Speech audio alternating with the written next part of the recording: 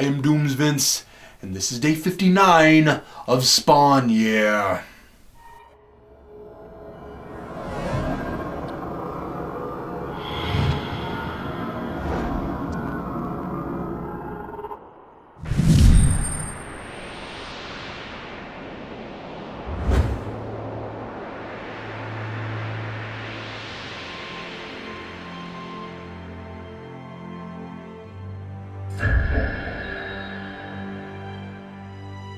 Dear reader, imagine you had never seen the original Star Wars trilogy, and someone introduced Star Wars to you by showing you A New Hope and Return of the Jedi consecutively, without The Empire Strikes Back. You'd be a little lost with the sheer number of story points that are set up in the second film, and that's how it should be. It's a three-part story, and a lot of the meat, naturally, is in the middle of the story.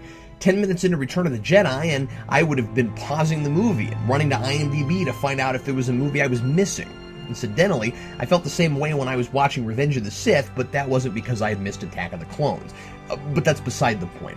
When I finished yesterday's entry, I realized Doomsvince had skipped an issue, having me review 43 and 45 without 44. Why on earth would he do that? Is he such an incompetent supervillain that his counting skills occasionally fail him? Or is he, wherever he is, somehow transporting these to me from his own personal collection and he's missing that one? He did, after all, fail to include the Youngblood issue where Chapel dies.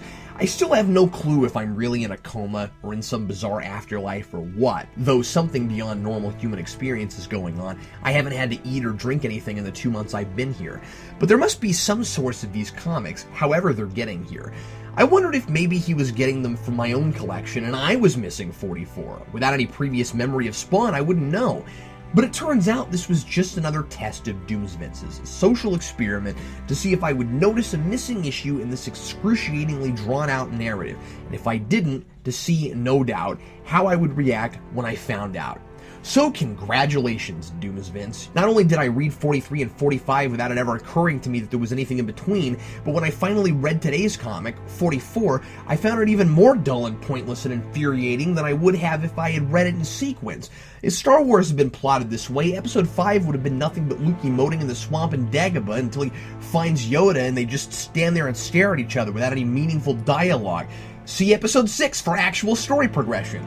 Issue 44 isn't a fill-in story either, interrupting the main through line like 39 with Santa Spawn.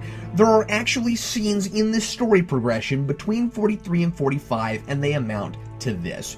Spawn's costume is still feeding on the evil in the forest. Tiffany has decided to break Angel Code and try to kill Spawn without orders. Sam and Twitch are in Sam's apartment, lamenting their loss of work. And that's it. Everything that's stretched beyond belief here is presented compactly, efficiently, and communicated without confusion at all in the next issue. Tiffany fights Spawn for a while and thinks she's cut off his head. That's a nice cliffhanger, but when I thought their conflict was over in one issue, it seemed concise and had all the space it needed. All this really adds is that hook to make me read the next one. And I'll admit I now understand why next issue it says no student had ever killed a Spawn. I think it literally means an angel going to angel school. There is zero plot progression here. More of that plotting style over substance of Spawn doing cool poses in the dark, filled with wordy narration boxes of description that tell us nothing. The dank juices slake this macabre thirst, moistening crusty layers damaged by their recent radical dismemberment. If I get a little bored later, I'll try saying recent radical dismemberment 55 times fast.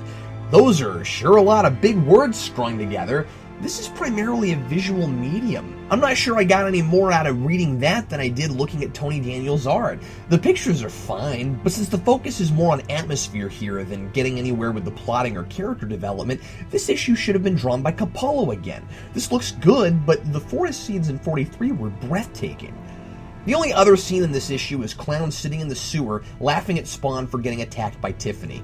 Odd how he randomly turns into Violator while monologuing and then turns back again, apparently just because he belches?